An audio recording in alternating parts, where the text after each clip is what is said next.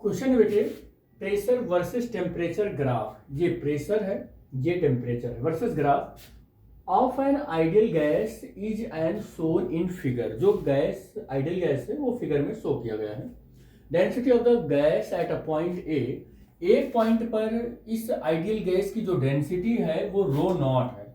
यहां पर जो डेंसिटी है वो रो नॉट है, और ए पॉइंट पर जो प्रेशर है वो पी नॉट है, प्रेशर पी नॉट है। तो कह रहा density at a point B, इस पॉइंट पर डेंसिटी कितनी होगी, बी पॉइंट पर डेंसिटी कितनी होगी, ये हमको कैलकुलेट करना है। क्वेश्चन हमारा यही है बेटे, क्वेश्चन यही है हमारा। और ऑप्शन है 3/4 rho naught, 3/2 rho naught, 4/3 rho naught, 2 rho naught. ये क्वेश्चन है आपका बेटे। देखो, अगर आप यहां पर देखो तो प्रेशर और टेम्परेचर है, डायरेक्टली प्रोपोर्शनल है। तो डायरेक्टली प्रोपोर्शनल है तो हम PV is equal to NRT लिखें। और अगर हम n की बात करें तो ये होता है मास अपान मोलर मास।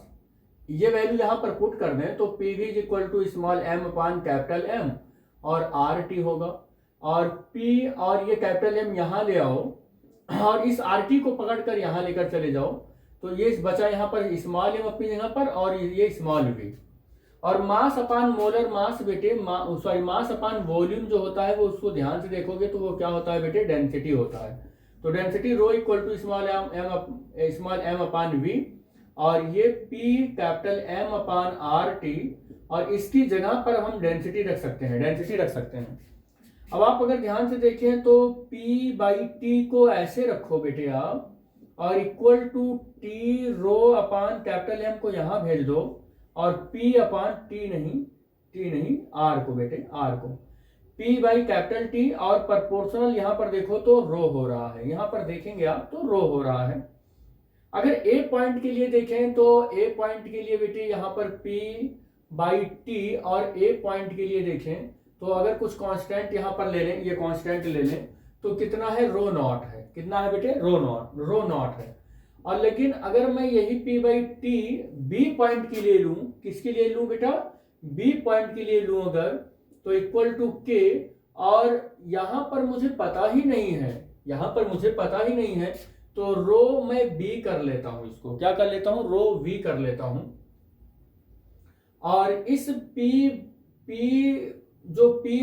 B पॉइंट का जो प्रेशर है वो तो हमको पता है कि वो 3P नॉट है। कितना है बेटे, वो 3P नॉट है। और B पॉइंट का जो टेम्परेचर है वो भी हमको पता है, वो कितना है, 2T नॉट है। कितना है बेटे, 2T नॉट है। ये हमें B पॉइंट का प्रेशर और टेम्परेचर कैलकुलेट कर लिया, और K और रो B हो गया। ये कितना हो गया, ये रो B हो गया। अब आप देखेंगे रो V इज इक्वल टू कितना आ जाएगा बेटे, 3/2 आ जाएगा। कितना आ जाएगा, ये 3/2 आ जाएगा, इतना आ जाएगा, 3/2 आ जाएगा। और ये K भी है, क्या है बेटे, ये K भी है। अब A वाले पॉइंट पर को थोड़ा सा और हम सॉल्व करें तो A वाले पॉइंट पर जो प्रेशर है वो P नॉट है, और A वाले पॉइंट पर जो टेम्परेचर है वो T नॉट है।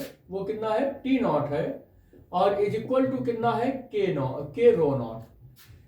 बेटे आप इसको थोड़ा सा और सॉल्व करेंगे, ये थोड़ा सा कहां से ये P नॉट और T नॉट कहां चला गया, अच्छा तो ये थोड़ा सा एक मिनट देख लेते हैं।